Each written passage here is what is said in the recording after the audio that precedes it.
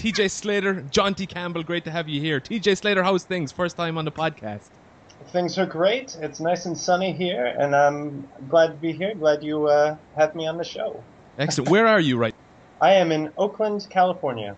California, and we have Jonty Campbell, who is currently in Manchester or Preston. Manchester or Preston, and I am in Limerick. This is a amazing podcast. This is utilizing the full technology of the previous 1,000 years to we can talk crap together.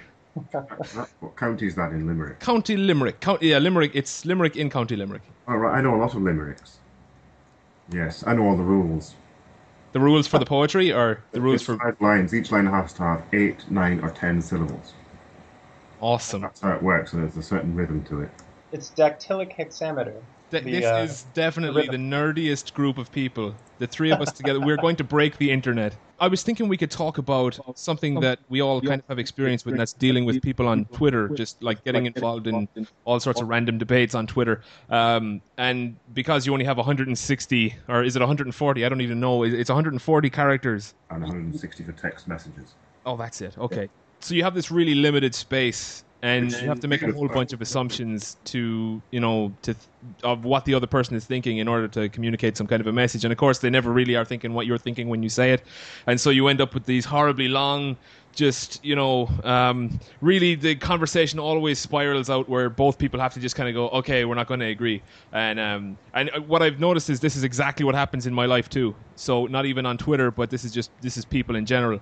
So I don't know, is there some way maybe you guys have figured out of, do you just have to give up, or is there a way of communicating a message very effectively, very quickly, very shortly, in a very concise manner where you're just not always going to be misunderstood, at least half the time get your message across? Well, it's a simple or perhaps not so simple matter of learning to write well helps, and to learn how to construct a sentence and take that sentence and pare it down to its barest, most essentials. Essentially, in a sense, to write perhaps like Raymond Chandler or Raymond Carver, who wrote Dirty Realism, or perhaps Hemingway. He always said, simplify, simplified. Cut out things like non sequiturs and ums and ers, things like that. And they just pare it right down. And the more you pare it down, the shorter a sentence, the more power it has. Well, that's a good point. I found when I first started using Twitter, I would start off writing this massive big sentence, and of course Twitter allows you to keep writing and writing and writing, but then it says, okay, you can't post it until you delete like 20 or 200 characters, and so it really trains you to keep stuff short and sweet. But maybe TJ Slater, if you could, like, have you ever found that? Okay, so you make something as simple as possible. It's so straightforward. It's absolutely foolproof, and then whoever you're talking to comes back and they just say something completely out of left field, and it's just like, I would say that it's you're always going to get that with people, but I just find that it's pretty much like 90 to 100% of the time, unless somebody doesn't already know where you're coming from. Is there any point in even engaging people in such in a space like that? Usually very little, I would say, but the first thing I prefer to do is have them clarify their position first. Well, that's that good. way, because most of the time what you can do is address what you think their central point is, their central axiom, and then they can change it and say, no, you're not really addressing what I stand for, or something like that. So clarifying where exactly they stand so you can address every single nuance from then on makes it abundantly easier. Did you have anything further on that, Jonty? Without, at the same time, either putting words in their mouth or doing what a relative of mine does, where whatever you say, they hear something completely different. And it's very difficult to address a rational point when their viewpoint comes from a intuitive line of thought. So piercing that intuitive line of thinking to the rational is I would say the meta point. It's funny you say that, because if I get engaged in someone on Twitter and they're or Facebook or whatever, and they're saying something that's so completely just it's their own kind of value. There's no real principle behind it. They're just saying stuff. And if I do ask them to clarify what they're saying, you normally find the whole thing kind of fall apart then. And you kind of like, or if I observe you or Jonty, if ever something like that happens, I normally see that when you or Jonty or some other people on Twitter, as soon as they ask the person to clarify their position, I kind of get there's this little voice in me going, yes, okay, let's see this now. And then you see the whole thing kind of collapse. It's wonderful. Like, it's almost like the argument, because there was no argument. It was just this person kind of poking and seeing if they get a reaction. And then all of a sudden you kind of turn it around and they're like, oh, okay, well, I guess I really don't know what I'm talking about. So it's You know who was good at that? Milton Friedman. Of course. The way he managed to forensically dismantle people was beautiful. And I've studied the way Milton Friedman addresses and answers questions in the most warmest, friendliest way. But he uses this Socratic questioning, and I cannot seem to master it. I try it with relatives of mine, but they seem immune to Socratic reasoning. I think we all have experience with They that. won't sort of go down the Socratic path that I'm leading them and come to their own conclusions logically. It's maddening. It really is.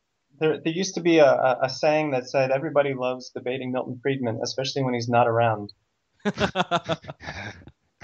I think that still goes true for today. People still try to debunk him. Naomi Klein is good at that. Yeah, she is. But not. That was terrible. I actually, like yourself, I dug that book up. I had picked it up a few years ago in my socialist days. I mean, I wasn't there. I don't think I ever claimed to be socialist, but Which one? I was. No logo or shock doctrine? It was No Logo. I think the shock doctrine is the one that attacks Milton Friedman exclusively. I didn't read that one, but I My had brother has that, and it seems it's some sort of Bible. Of course, I cannot seem to get him to read another book aside from that one. Klein is just a Marxist, a pretty Marxist. The shock doctrine, no, I don't have, but I discovered recently, I might have told you this, Gareth, that I discovered No Logo in my university storage of books from a couple of years back, and I threw it out in embarrassment and disgust. If there's any book fit for burning, that's it. It's just a screed.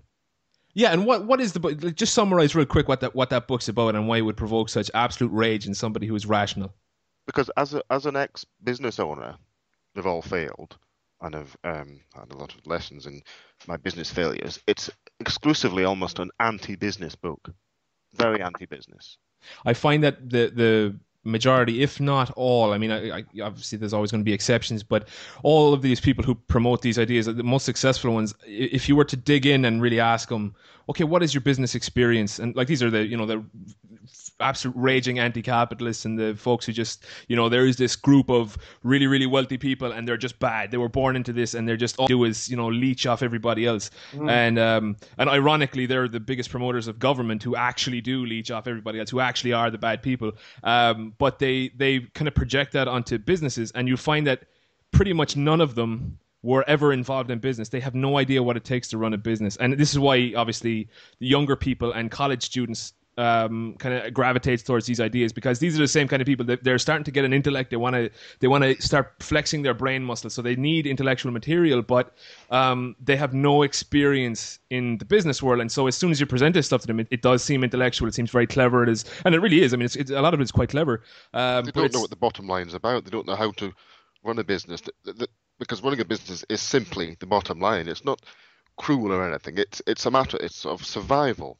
And I say to people who come with all join your hands and kumbaya ways of running a business, I say, well, you run a business entirely on socialist lines or on Marxist lines and see how long you last. Well, I mean, the government's been doing a pretty good job of that for a long time. Well, they do that with Amtrak in America, don't they, I believe? Sorry, say that again. I was laughing too hard. They do that with Amtrak in America. Apparently it hasn't broke even since 1971. Is that right, TJ? That is about right, yes. They've operated in consistent loss since beginning, is it? Since the government took over the train lines in the early 70s or late 60s, I don't recall. It wasn't always government owned. No. And now they have services that have fallen behind other nations. We still have diesel engines that run in the southeast. When you hit DC, if you're coming from Virginia, you have to change to a different train because it's a newer version it's about 40 years old. Wow. It's abysmal. That's what you get when you apply socialist principles to business. Basically, that's kind of the example. If people need kind of proof of how it works and whatever, and of course they'll always say, well, it's not true socialism. It's not really what we mean. It's not what we meant. But they'll say that what we have is the free market and capitalism. And of course we'll say, well, no, we actually don't have that either. So there really isn't. It's very difficult unless you go back to first principles. People don't understand that free market is just another word for free people. Right. Well, insofar as Amtrak goes, the actual counter-argument is that, well, it's transportation. It's not supposed to make money. Well, why not? Exactly. Well, why not? Yeah, they see it as a government service. Therefore, it should cost money. Just as the roads cost money. No one profits off the roads, and that would be unjust to call for a profit on transportation. But without a profit motive, how does innovation occur? Out of let me think. Out of a passionate interest in the welfare of people, or something along that line. Right, yes. Which is fine. Truly, but that doesn't address viability. No, it doesn't. I was going to say that.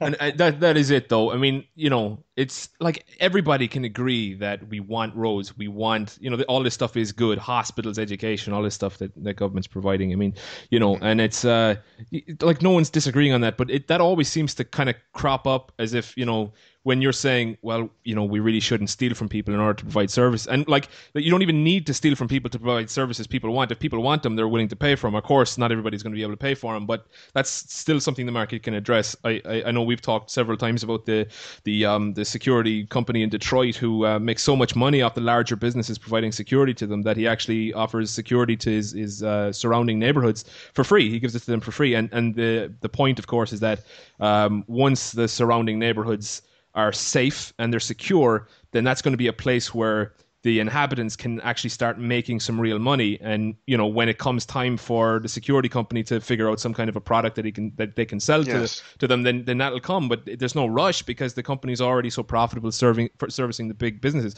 Like, what's really ironic about the road, if you just take the roads for example, you have all the taxpayers paying for the roads, right? So it's still paid, right? So there's still money going to it because it has to.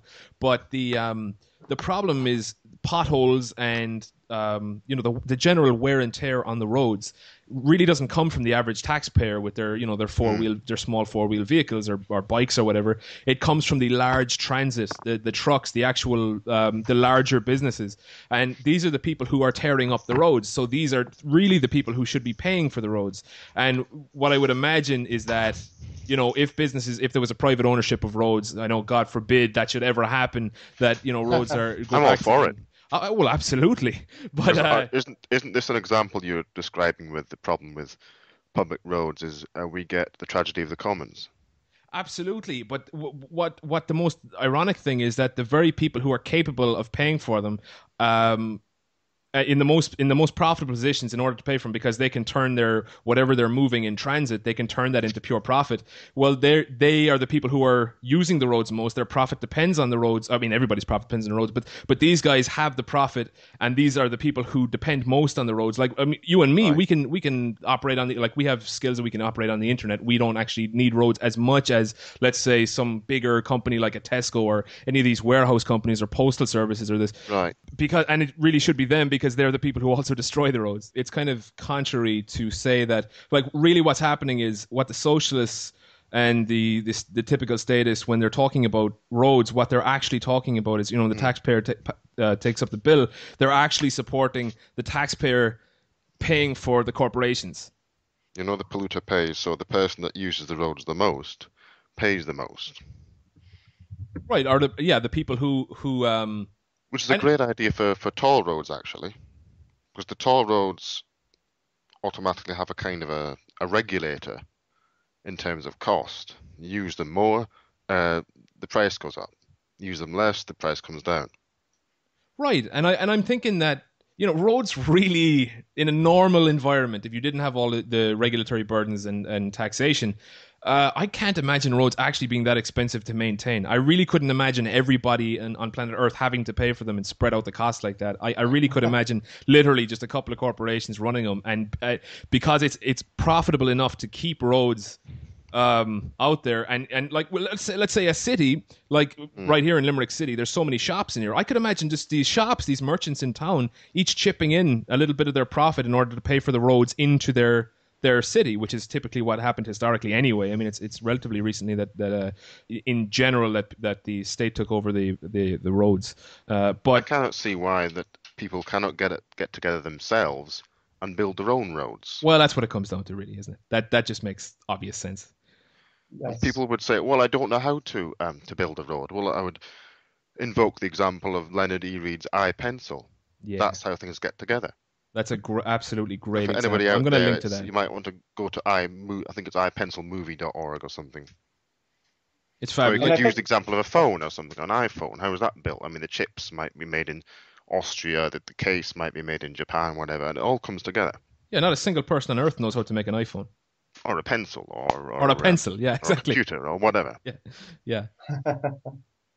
Yeah. So, but so just bringing it back to that, when you're dealing with socialists, they typically are not people who have been involved in business, and if they have been involved in business, it's distorted. It's not exactly what we're talking about. I mean, what I'm talking about when I'm talking about freedom, free market, people trading, we're talking about all the good stuff. Like it's not like we're turning our noses up at saying poor people should have to pay all this money for, because like we don't care about poor people because like if they get sick, who cares? That's the assumption that if you're for making stuff like healthcare actually work and actually operate in the marketplace, you actually hate poor people. And nothing could be further from the truth. Right now, pretty much everybody gets the worst service ever.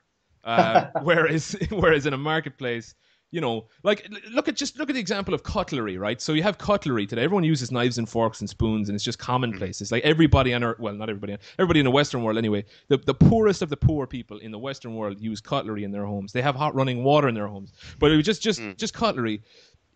It took very, very wealthy people a lot of money to invest in metal, to invest in the technology to form, forks into these. Imagine making a fork a few hundred years ago, like you see today with these little designs and even the curvature, and getting that metal. Very expensive. Very expensive. So only the richest of the rich could afford this. Like, this is a delicacy. Why don't you just eat with your hands? What are you, the king or whatever? So these people just invested money. These rich people spent so much money on just having sets of cutlery, and because they did that back then, the technology has moved on because they made that initial investment.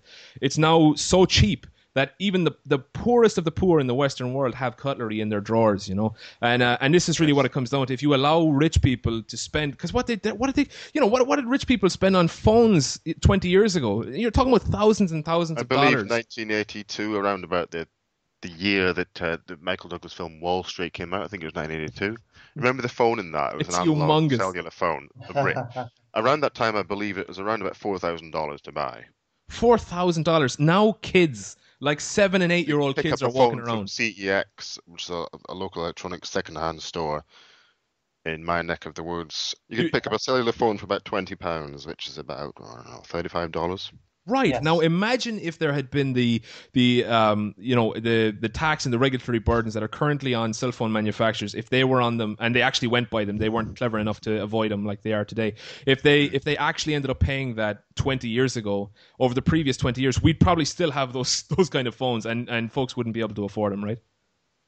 Well, they have that, I believe, in that kind of ridiculous situation in Argentina. I gather, I'm not sure whether it's still true, that in Argentina it takes up to 10 years to install a landline. Really? Yes. For something I read from an Argentinian blog, a couple of years old. I don't know if it's still the same now. And of course they have capital flight, they have mass capital flight as well, which is a huge problem. Right. Oh, yes. Now, as they did about 13 years ago. Yeah, well, that's interesting. Going back to the whole, they don't tend to be business owner thing. There's been a mass amounts of either layoffs or to the recent Affordable Care Act here.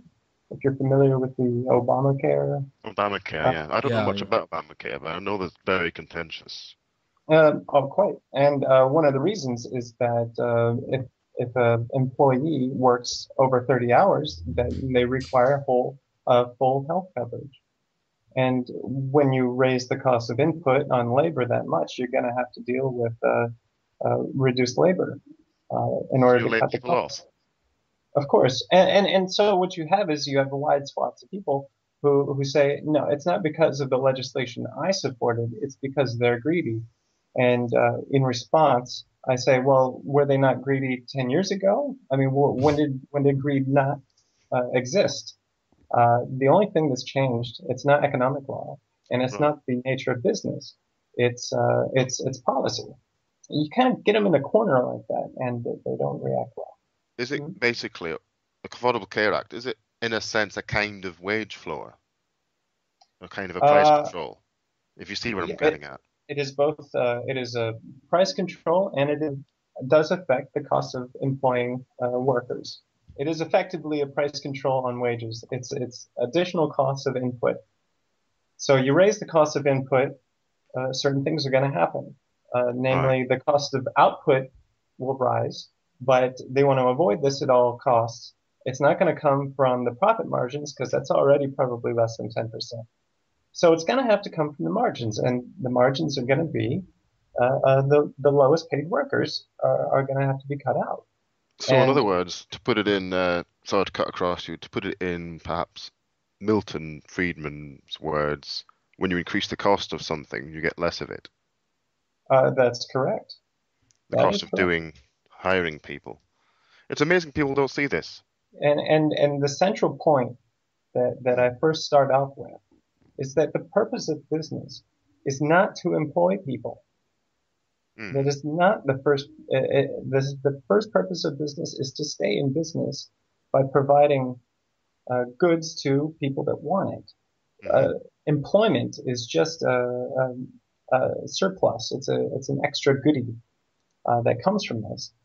And I've just been called a liar and a charlatan for suggesting How that peculiar. that the purpose of business isn't just to employ people.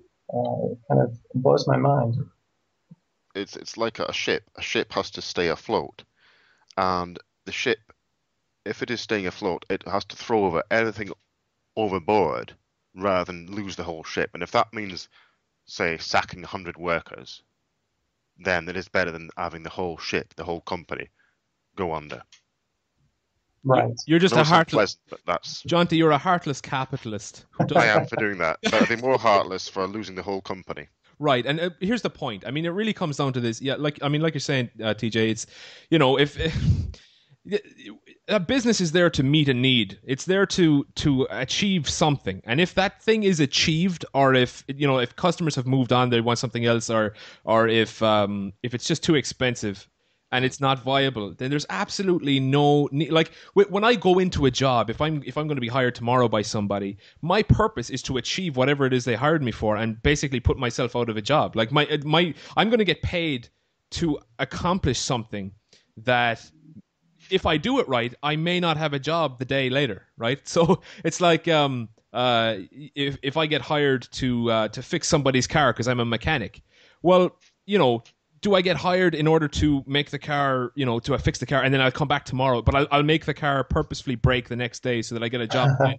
and get a job again. Like my whole purpose as a mechanic, you would rightfully give out to me for that. You would say I'm a scumbag for doing something like that. But this is basically what they're suggesting is, if you make something, like, the purpose of employment is to always have a job, but that's, you should be working towards putting yourself out of work. Now, of course, then you get the government involvement and they interfere with that and say there is still a need for you. Customers are still willing to pay money, but if you make yourself too expensive, it's completely ridiculous. Or if the government make you too expensive, and people don't get that because they don't understand. Like, they don't take the time to realize that there is no difference between them and everybody else. Like business owners, government officials, and you. We are all just people, and if you want to make money, You have to go and figure out how to do that, just like the business owner, just like the entrepreneur, just like the government. I mean, the government have figured out that they can take money from people, and if they say that it's law, people put up with it. So that's what they've figured out how to do that. Entrepreneurs have figured out how to make money in whatever field they're in. And as a staff member or as some kind of hired labor,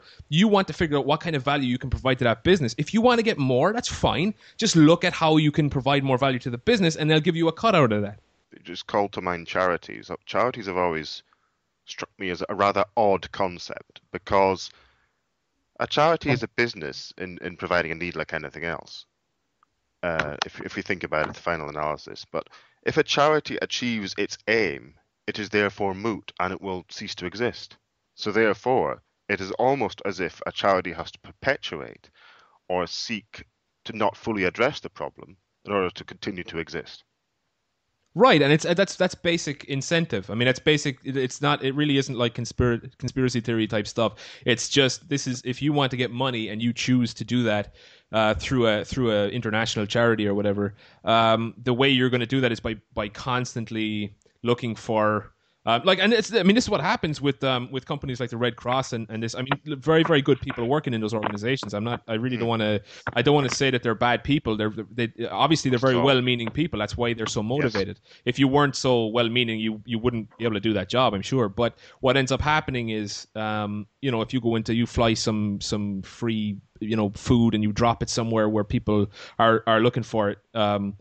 What you're really doing is you're putting the local farmers out of business. If you were to do the same thing here, if you were to fly a plane over, Limerick City, drop a big crate of food out here, and it just so happens to be the same kind of food, or just food in general that farmers here are producing. Well, nobody's going to buy them now. They're just going to get it for free from the charity. So yeah, sure, I get it. If there's a big storm and everyone's is a disaster or whatever, you need a couple of weeks where you get down there and you help people out. That's fine, but that's nothing that private charity can't handle anyway. But to make a sustained effort at charity is a very, very dangerous thing, because the incentives are loaded against the person that is at most risk.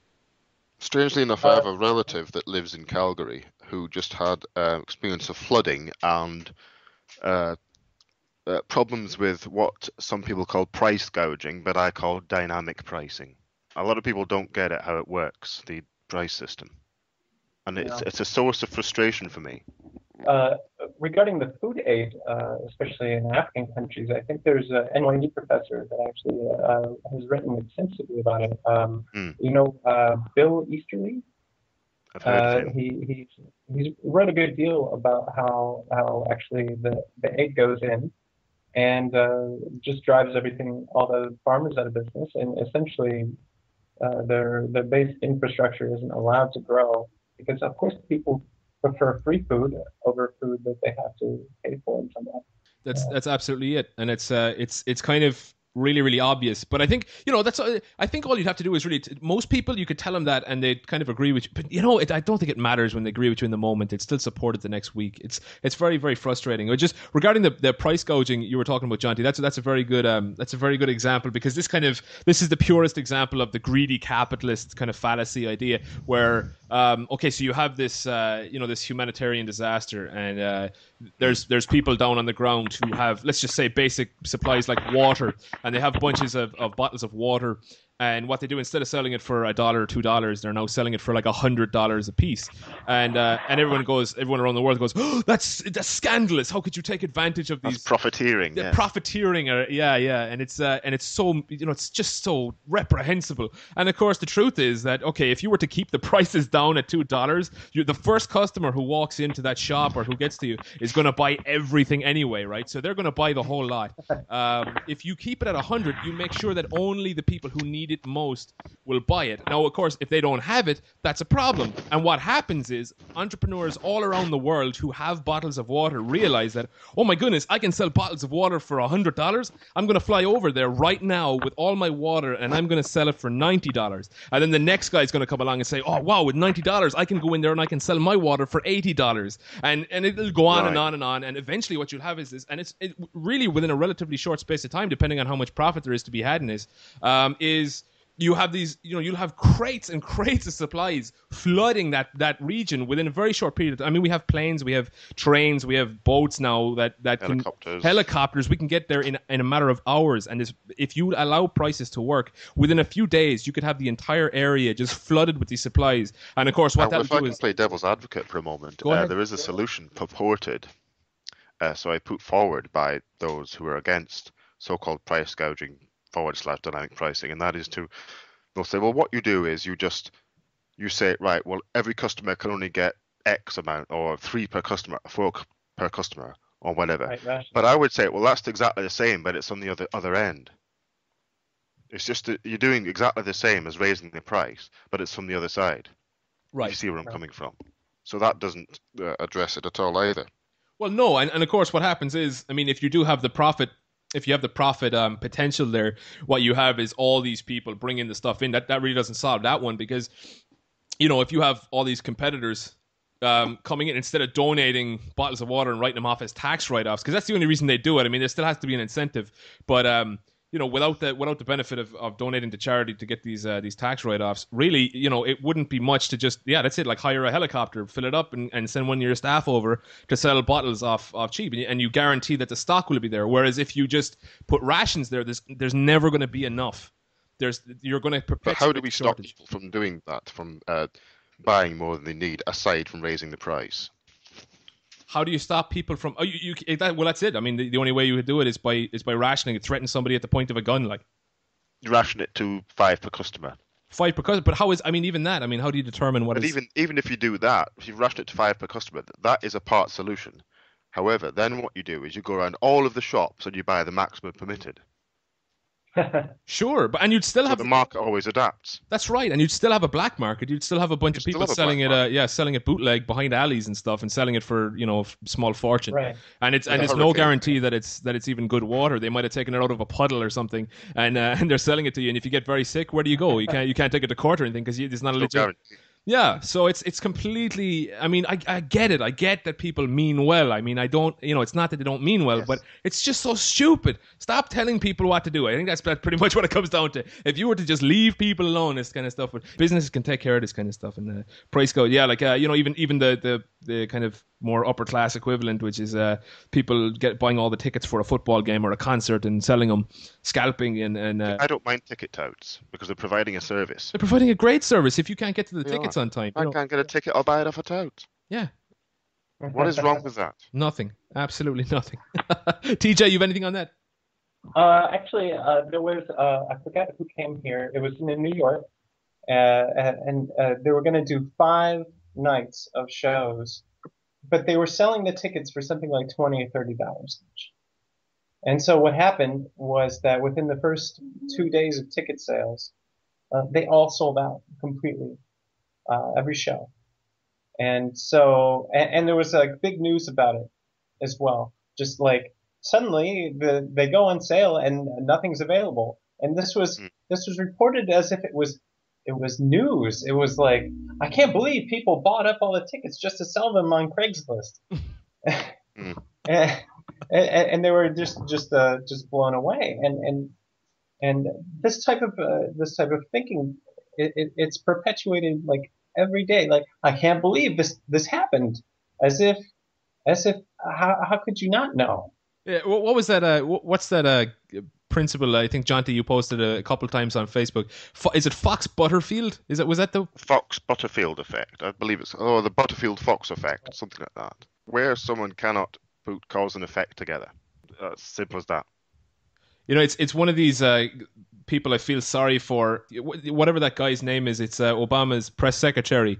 He's always giving the presentations and explaining what just happened. And every time I see him on the TV, which isn't often these days, I don't watch much TV, but anytime I see him, he always just breaks my heart when I see his face. He's just got this rundown, like, so okay, what am I going to say next? I'm so over my head. What am I supposed to tell the American people what just happened? And it's the same thing with this Butterfield guy. I just feel so bad that now he's got this named after him, and it's such a really insulting and embarrassing principle. It's basically Right. So wasn't it that he made some statement in an article? It was just so obvious, and he just Yes. couldn't figure it out. He's like, "Well, this happened," and within the article, the explanation was there. Like he had explained everything that happened, and anybody reading would have gone, "Oh, okay, yeah, that's the story." And then it's I like the think next it paragraph. was he couldn't understand that crime was down and prison building was up or something. I might be wrong, Okay, but he couldn't put together cause and effect. right. Okay, yeah, I kind of lost my train of thought. We were talking about How to write a sentence in 160 oh my characters goodness, or is that what less. we were talking about? Originally. Okay, I kind of, yeah, that's right. We have come so far I from that. knew this would happen. This is Now we're talking about rationing of limited resources, and I was Yes, talking that's about it. Rationing a of 5-day limited craft work show sentences. in New York. okay. I So like now, how do you take what like complex? You don't, I guess, is the answer. I already know the answer. There really is only certain things you can talk about on Twitter. I'll just bring up an example. It was yesterday. There was a conversation. I won't mention the Twitter name. Actually, this particular person might be coming on. possibly. Possibly coming on the podcast. She gave me a roasting, but I she think we all did. enjoyed a good bit of a ding dong. She Cut and did. thrust of debate. Here we go. Yeah, there was. She was picking up some condescension, which I guess is again the problem. There's no tone. That is the problem with Twitter. It is so difficult to you can't see the faces or anything, and it's you became her, sixth grade teacher. So she which was that's not who my she was intention talking. at all. That's it. And in her head, that's who she was seeing. So yeah, who knows? I mean, who knows what people. Inferring and implying. How did it start yesterday on Twitter? I think the topic arose from some fallacy involving economics, and then it rolled on and on and on.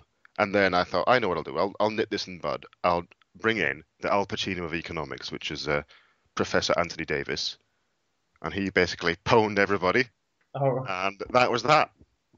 But we were all friendly at the end, just cut and thrust of debate.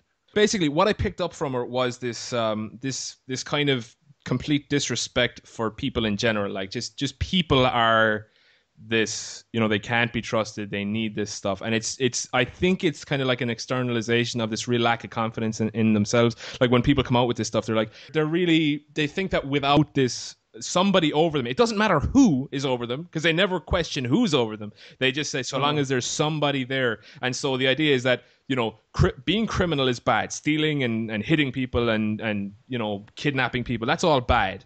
So in order to stop that from happening, we need to have a set of people who will kidnap and hit and beat and steal. And that's kind of what it comes down to. It doesn't make any, statism doesn't make sense to me in that regard. It's like, how they perceive government being there as a threat, that they're the only people who can do this stuff. And so if anybody else does it, is it bad or isn't it? Well, I mean, it's either bad they come up with well, we need regulation, or we need an overseer or an oversee committee.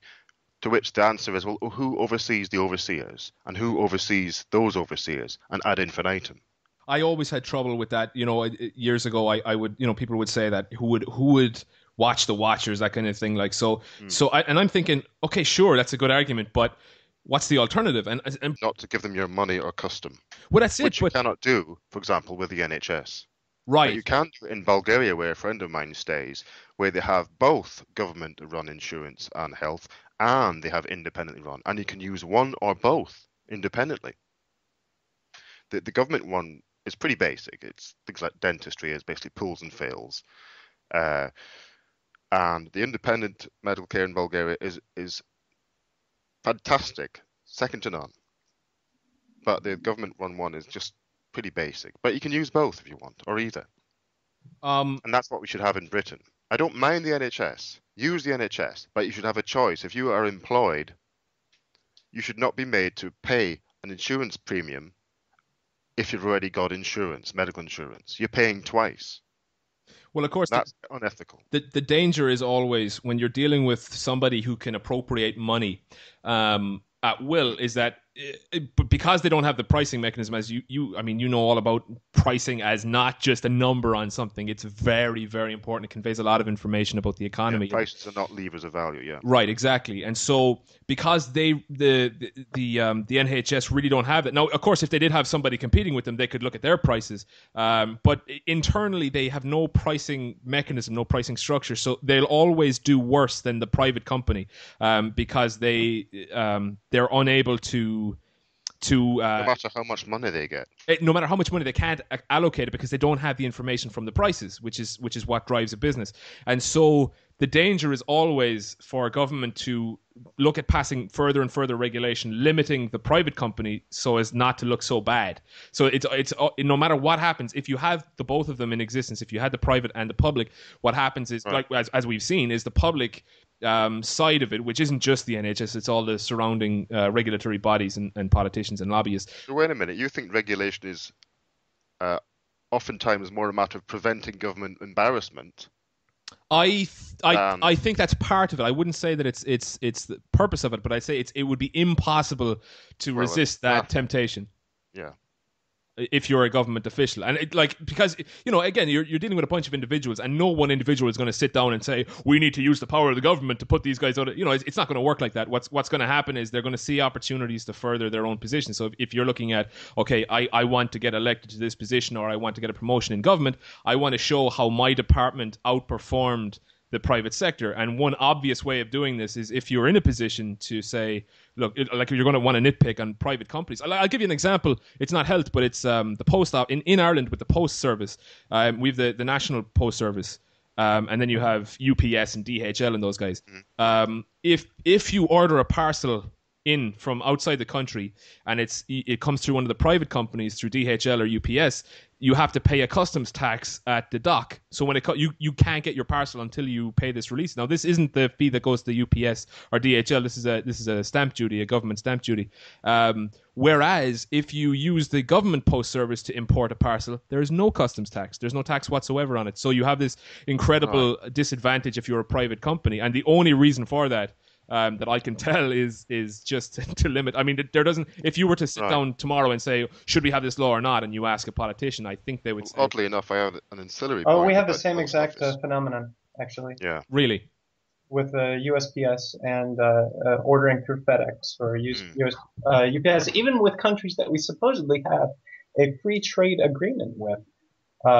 My wife orders goods from Australia. And everybody knows who in the U.S. who orders from them will always order it through USPS. Otherwise, you have to pay upwards of $100, $150, depending on how much you buy in duties. That's nuts. So it is, and you can even look it up on their website, the government website. It tells you specifically what pieces of clothing and what they're made of. And that determines how much the duty is, down to the thread count in some cases. Really? That's almost kind of like, that calls to mind that biblical thing where you cannot wear clothes of two different fibers. It really is. It's like, oh, you want to get leggings? Okay, now what are the leggings made of? Okay, so if they're made of nylon, if they're made of cotton or whatever, then the cost is different depending on which lobby or whatever called for it, or depending on the nylon lobby US or whatever. Yeah. The local cotton lobby wanted any importation of cotton products to have a certain duty on top of it to protect them from international competition. And that's it. And you see, this is how, it's all these different individuals with their own motivations that end up causing this one thing to happen. Because you have these, the cotton manufacturers. The reason they would like a tariff on this is to make it easier for them to sell their own products at home and not have competition from overseas. But exactly. if they were the only people wanting to get a slice of this, then that would also apply for the government post as well. But it doesn't. It only applies on the private, and the reason for that is the government, the people who are in the the position of making policy for the Post, they also have a motivation, and their motivation is to not not have too much competition from the private companies. So there's this coordination of all these different greedy, horrible people who just want to, these are the bad people who are using force in order to distort the economy just for some quick profit. And of course go ahead. Jump in with a couple of ancillary points there directly related to what you just said about the postal service, and with TJ's point about imports. Firstly, the EU, and that's a whole monster in itself. But the EU imposes a penalty on the importation of cheap, high-quality Chinese solar panels into Europe, which prevents the European consumer setting out his house with affordable renewable energy. Protectionism again. And secondary is the post office point. In Britain, the post office has been running at a loss for years, and recently Ofcom, body the watchdog, it's about as much use as a chocolate teapot, Ofcom, OFCOM, and Ofcom has taken the shackles off the price of postage stamps, and now the first class stamp is, I think it's about 60 pence. However, the post office has to deliver, by law, the letters of two other characters, I believe, Lynx and TNT, at cost. They can't make a profit on it, which is ridiculous. Both Lynx and TNT should set up their own Ballywell post offices and get themselves to deliver their own mail. Absolutely. I mean, what is wrong with having multiple different? What is wrong with having a post office, say, and Lynx? And might be a different colour because post office is red. Lynx might be all different post office, and you can choose which one you want to send your letter with. The only way that this works, like this would never work if you just went to somebody and said, "Hey, you can't do this," or you have to send my post. It's basically the fact that there's a barrel of a gun at the end of it. At some point, you go back far enough, and you're going to find the state, threatening you with either taking your money, locking you up in prison, or if you resist going to prison, I mean, they'll just flat out shoot you. I don't think there's a country on earth that doesn't have that threat. I don't think there is, actually. Oh, no, I can't think of one at all. And I remember going through this kind of thought experiment, and that itself was running that experiment was the experiment. If you recall, Jonty, that girl that you know, and I was specifically talking about the leggings and how regulatory capture affects all things, in particular imports. Do you remember that? The leggings, or jeggings, or whatever they are. Yeah, yeah, and I was like, okay, so how much should the import cost be? I asked her, do you have a particular number? And this is on Twitter. And do you have a number? And she said 5%. And I said, well, why 5%? And, and say if we get 5%, what that does is gives Jonty, who I'm giving the government power to here, that gives him leverage. That means that he can now make laws for this ad hoc. And that means that another business person can approach him and be like, well, you passed this law for them. Now pass it for me. And how this kind of like, well, he got it. It's not fair that he got a special privilege. And now I should get this special privilege. It's not fair otherwise. And that's how the lobbying industry was created. Essentially, at least in the U.S., that's how it was created, and it just grew from there and became what it is today, with millions of pages of regulations on the books. I've seen these regulations actually at the beginning of I think Milton Friedman did a series of lectures at Utah University, and his first ever lecture called "What is America?" He stepped out of the Congress. Record of Congress, or whatever it's called, the Library of Congress, with a selection of regulations for that year. And it was something like, I think it was 1901 or 1890. And it was about the size of an A4 book. And then through the years, he lined up all of these regulatory books, and there was 40,000 pages produced in a day. Because Congress will write a law, and then they'll pass it on to an agency to write up the specifics about that law. So it gets gold plated. Yeah, and they can write whatever they want, and that becomes policy. As long as it basically appears to align with the law they wrote. So the regulations might be 2 pages, they might be 2,000. And in some cases, not most people haven't read all of the law. And then, for instance, the Obamacare law was 2,000 pages, which means that the regulations written about it haven't even been completely figured out 3 years later because there's so much.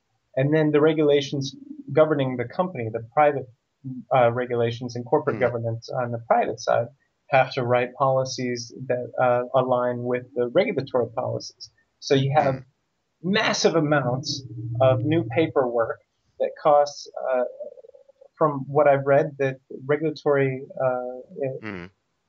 policies in general have cost the economy upwards of $1 trillion in lost costs to the economy. So is the solution to this, or a part solution at least, possibly smaller government? Is smaller government a solution to this? It would have to be, at least in that direction. And the thing is, if there's smaller government, this is what I'm getting at. If there's smaller government, there's less of them to bribe. Exactly. So therefore, the citizen becomes wealthier as a result. We have to employ less people. We have to spend less of our taxes to hire people to persuade us to pay yet still more taxes. That's crazy, isn't it? That we hire a third party to spend our money on our behalf. Yeah, it's not as simple as us hiring them. I think that's the difference. Is that we're really not hiring them. They just kind of they're taking our money, and spending it for us on our behalf ostensibly. Right. But we could take that same money, instead of getting it misallocated and spending it far more efficiently, because we spend our own money way better than somebody else spends it. And it would be far cheaper if we did this at the neighborhood level, the family level, the community level. To use that horrible British word that was in vogue a few years ago, subsidiarity. And I think what we're mostly addressing here is the economic efficiency. The secondary cause of problems is the moral problem inherent in taking away people's decisions and taking away their responsibilities. And I think you see that a great deal in the U.S.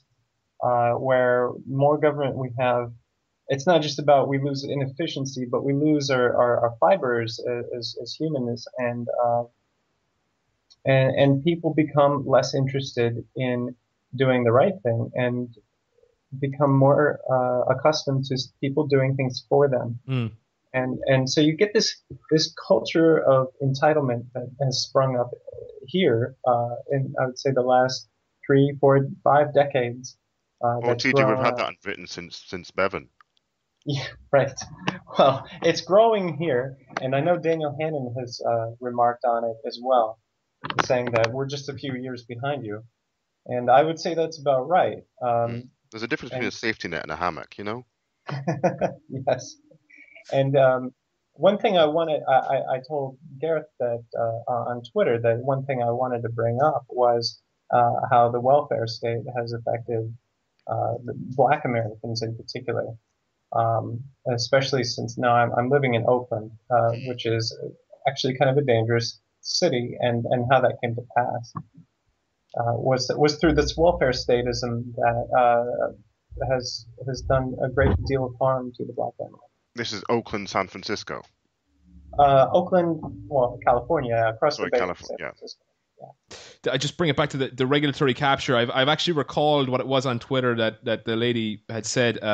You had said regulatory capture is a problem, and regulatory capture, for those who don't know, is basically the idea you set up a branch of government or some kind of regulation, and that exact branch or that regulation gets basically hijacked by the people who it's supposed to, or by like the FDA. Yeah, exactly. The FDA being hijacked by all these massive food unions and lobbies, and the pharmaceutical companies hijacking the FDA as well, and other other regulatory bodies. And basically, you had said something about regulatory capture is a problem, and she said on Twitter, this lady you were talking to on Twitter, she said, yeah, regulatory capture is one of the things that good regulation would stop. I'm like, Wait a second. What? Wait a minute.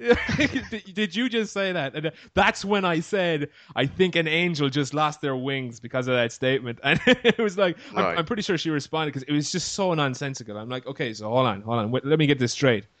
You think that shooting someone in the face will stop them from getting shot in the face? basically, because they've already been shot. Is in the that a face. good analogy? Yeah, like what in the world? I mean, how what? So the logic is that it's not that there's something okay about the regulation inherently. The problem is that there are people.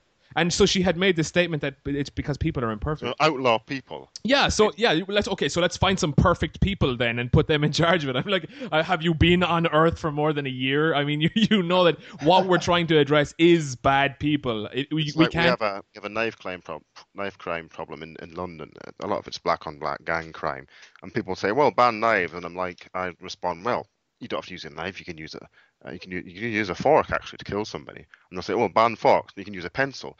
And they'll say, "Well, ban pencil. Well, you can use hands. Ban hands." Yeah, ban people. Just ban people. And I think this comes back to TJ. TJ, you were talking about how welfare has actually gone on to cause far more deep-rooted and worse problems than it's what it was supposed to do. It was supposed, whatever about what it was supposed to do. What it was sold to as was this system for helping out people who are in financially difficult situations. Indeed. Actually, if you compare it to the city's Hispanic residents, people that came here from Mexico, often illegally, barely speaking English, Right. have a better, closer-knit families and communities and less crime. And what you have, I find, especially like in the Black community, is a sense of you're no better than me. Mm. And they refer to each other, N-word. And I think one main thing that they do this for is to remind them that that's all you are. You're not going to get Right. better than that. So I'm going to use that to remind you. And so you have very little support there. So, and I think this is indicative of a family culture that has fallen apart in the last 60 years. And if you read any Thomas Sowell on it in the last 30 years, he talks about this. And I think he referenced it in Free to Choose.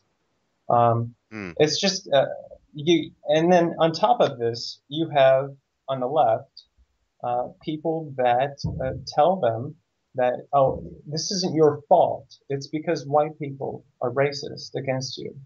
And so you don't have any control over your life. Similar. So vote for me so I can give you more welfare. We will be your white knight. We have something similar in Britain where Guardianistas from The Guardian, middle class, waspy type, chattering classes, they essentially romanticize the horny-handed manual labor working classes, and they romanticize being poor and all this sort of business. Let me tell you, I was brought up in grinding poverty.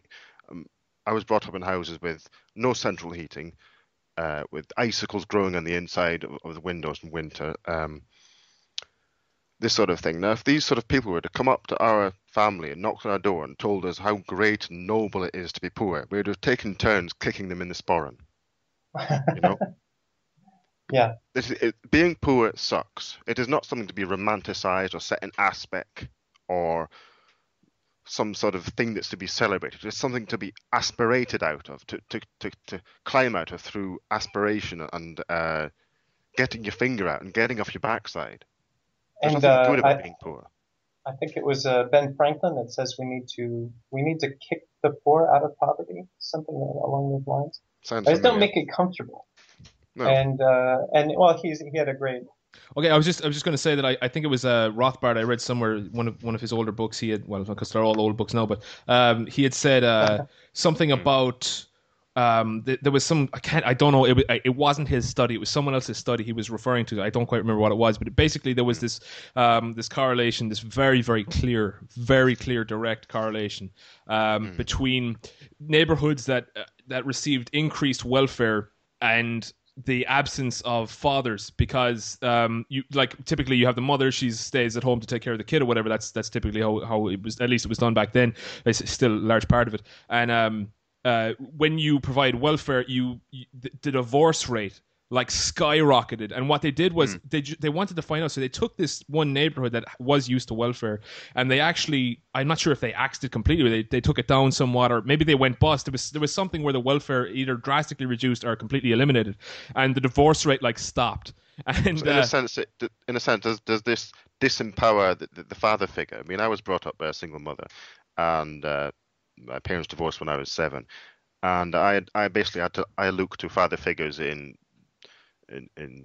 self-improvement. I looked to people like Napoleon Hill and Earl Nightingale and Samuel Smiles, people like that, Nelson, those sort of people. And I think if you give people like this sort of crutch, you become used to it. It atrophies your own sense of proactiveness, as it were. Well, it's the moral problem that comes from taking away responsibility. Sure. And that's what you have in black neighborhoods here. Wrapping people in cotton wool, yeah. Yeah, the fathers can walk away guilt-free. Right. So, and what happens is, as a result of the lack of fathers and father figures in these neighborhoods, you just have middle-aged women and younger to middle-aged women and these, kids, these boys who are now the authority. They walk around, like they just walk into people's homes. They take these young kids who they're each other's peers. They don't have anybody to look up to see how to be a man. And so they learn that in order to be an authority in that kind of an environment, you have to kind of prove it by doing stupider and stupider things just to show that you're top dog. You shoot people, beat people up, steal stuff, and that's how you know that you're somebody. Instead of if there was father figures present, they're like, okay, you got someone that you can kind of look up to. You're trying to impress them. I don't know, whatever it is, that normal relationship where the father figure is there to show you, look, get a job, work hard. Let me show you what to do with that money. Let me show you how to invest that. Let me show you this and that. When the fathers are removed, you just have this kind of this chaos where there's just kids rolling around the place. It's nuts. That's odd you say that, because I think there was an associate of the Soviet dissident Solzhenitsyn, the author. I can't remember his name now, but I think he wrote a book called Under the Rubble. It's quite famous. It's a forensic examination of Marxism and socialism. And he said one of the central pillars, there's 3 pillars of Marxism. One of them is to destroy the family. The second is to destroy free trade, and the third is to destroy religion. Which I thought, well, that's very interesting. But why would you be interested in destroying the family? Well, or not so much destroying it, but breaking it up. The family is really the fundamental challenge to state expansion, because if you have a strong family, you don't require, you can't be bought as easy, I don't think. And again, I don't think this is a conscious thing. I think this is just something almost as if a family has its own government. I think actually at this point it's explicit. Recently, there was this advertisement for, MSNBC. Yes. Yeah, MSNBC. Okay. There's a woman that's a reporter on Melissa Harris Perry. I saw this. And you saw it. Yeah. Where she came out and said we need to get rid of this idea of private ownership of children. Yeah, children are the communities. They're all of societies, that kind of thing. Right. Exactly. And it is entirely ridiculous. And I don't think it's so implicit anymore. They make it quite clear that no, your kids aren't yours. That'll have to be referenced on the website, Gareth. I think that sounds very interesting, that link. Yeah, I have not seen that program. I spotted it on YouTube. It was only a clip. It was about a 30 or 40 second clip. She was on the news. She made it, or was it? No, it was like an ad. It was like a public service ad or something. It was an advertisement on MSNBC for her own show. Right. So this essentially is your children are not your own. Yep. They're the society, whereas in society is a sort of a euphemism for the state or the government. That's it, and because kids are, and again, it's this real misunderstanding about it. Because of course, children are not owned, but the parental title is. I mean, they're nobody else's kids. It's not like, if they're not, if they don't belong as property to the parents, they certainly don't belong to society. But what the definition is, of course, of parent and child relationship is that the parent has a parental title. They are responsible for the child. They're the guardian of the child. Society, certainly, whatever that is, society is not. Government is not. And of course, the whole implication is that if a society family is an abracadabra word that makes personal responsibility disappear in a puff of smoke. It is, and of course, what she's getting at is that if family is teaching the child something contrary to what society deems normal, then that's like child abuse. So we need to correct that. So it's like the father and mother are anti-society. Like if you teach your child to work hard, save, and pay as little tax as possible, find out how to get away with it. Oh, that's bad for society. So we need to intervene there, take the child away. If there's that's kind of the idea. The concept is that we can no longer, and it comes from this idea that you need to have this mass group of people all coordinated towards one kind of vision. But I can't understand. One thing I can't get my head around is why do government groupies, for want of a better phrase, why do they want this? Is it for their own self-aggrandizement? Is it for an ego boost? Is it to feel correct? Where does this Marxist imperative come from? I think there's an inherent anti-market bias in a lot of people. But anti-market is anti-people. I understand, and if you listen to what these kind of people say, they're as anti-people as they are anti-market. That's true, actually. That's a very good point. Really, without having clear definitions in their head, I guess if you were to define a little more, they might get uncomfortable. But I don't think they would change, and I think it is because their motivation is first. Like people who are competent and have skills really typically don't tend towards Marxism and socialism. It's people who aren't very good at practical skills, haven't invested time in their own kind of toolbox. Bums. Well, yeah, sure, but not even bums. Just people who, like, let's say, just somebody who works a minimum wage job until they're 40 and they stick in that job forever. They're not necessarily bums. They're paying their own way.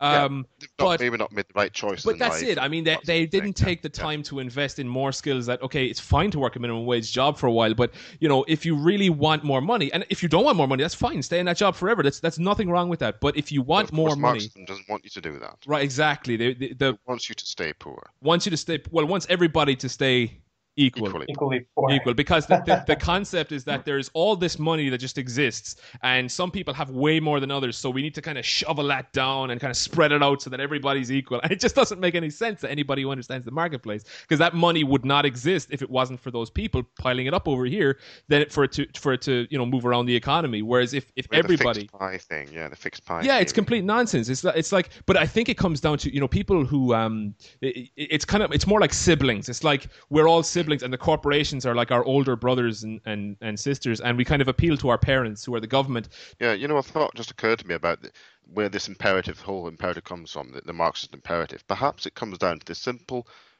fact of we all like to think at some point in our lives, and it's very tempting to think, I know better than you, or I know what's good for you. And if that's expanded beyond I know what's good for you, the person, it's into groups, and one group knows what's best for another group, and larger and larger and larger it gets until it gets to government level. We know what's good for your life choices, and that's busybodyism. Like you take an example of a movie where you have all these extras and all these actors who are paid very, very little, and then you'll have like Mel Gibson, who makes 10 million or something out of it. Well, maybe not that much, but big money, maybe 10 million. Yeah. And you say, well, why does he get 10 million, and all these other actors who made the movie possible and these other people, how come they only tell you why. They get minimum? Because when you go to see a movie, you don't go to see it just because it's got some actor in the background drinking a drink in a bar. You go to see the movie because it's got Al Pacino in it. Absolutely. And he's paid the most. That's right. And that's because he's able to create that value. So if he wasn't in the movie would not make that money in the first place. There would be no 10 million. Whereas by him being there, he's just created that value for everybody else. And of course, all the extras, the only reason they have a job is because this guy is there. So if we're all equal, right, then there would be no movie and nobody would make any money ever. It's Harrison Berger. Is it Bergeron or Bergeron? I don't know. Famous story. Bergeron. Bergeron. Yeah. We'd all be equal. I'd all be happy. Oh yeah, the year was 2085, and That's finally everyone was equal. All must have prizes. There are no losers. Everybody must win. If everybody wins, how do we have the Olympics? How do we have entrepreneurs? How do we have Mo Farah? How do we have a 100-meter sprint? So we all give gold medals to everybody. Right. What a paradise that would. They do that a lot in the school system now. Pretty much. They do in Britain too. Yeah, you finish the 5th grade and everybody has their own special prize that was voted on by all the other students. And it's And worthless. it is. It's just a piece of paper. That's right, but of course, in a marketplace, really everybody does win, and of course there are degrees of winning. According, like in the Olympics, really you could say all those people are successful because they were able to make it to the Olympics, and they can say, "Well, I ran in the 2030 or 2012 Olympics, and that's that was my prize." And then some people can say, "Well, I ran in the Olympics, and I also got this gold medal," and then other people can say, "Well, I ran the Olympics, and I got a bronze." And there's different degrees of winning, but everybody Yes, won. absolutely. Everybody's happy. If you cannot compare, there is no excellence. There is no better. There is no better toaster, or better car, or a better runner, or a better person at putting a watch together, or whatever it is. You've got to have comparisons. Right. The whole point of freedom and liberty is a person individually being able to choose their own course in life. If they cannot, they are not a man. They are not a woman. They are a machine of the state, of government. You have to let people make mistakes. You cannot insulate people against consequences because they die inside, and that's simple as that. Maybe I'll just end it on that one. That'd be epic, epic, Yep, epic, depressing ending. You die on No, the spirit. Absolutely. I've seen it so many times. The spirit in people's eyes. There is no fire in their eyes, Right. because they've been insulated from their own failures. It's only through struggle and adversity and getting out Right. that we can improve as human beings. And if you cut that off, there's no improvement. There's no humanity. The fire and the spirit just disappears. It is snuffed out. Absolutely. TJ, is there any, if people want to get in touch or if they want to just see more of your stuff, is that just Twitter? Is Twitter the thing? Is that the place to go? There's Twitter. I'm also on Tumblr. I also TJ Slater. There's less politics there and more other things. Yeah, that's about it as far as like just getting my thoughts out there. Cool. So on Twitter, is it at TJ Slater? Yes, it is at TJ Slater. Cool. And Jonty? It is at Jonty Campbell. Simple as that.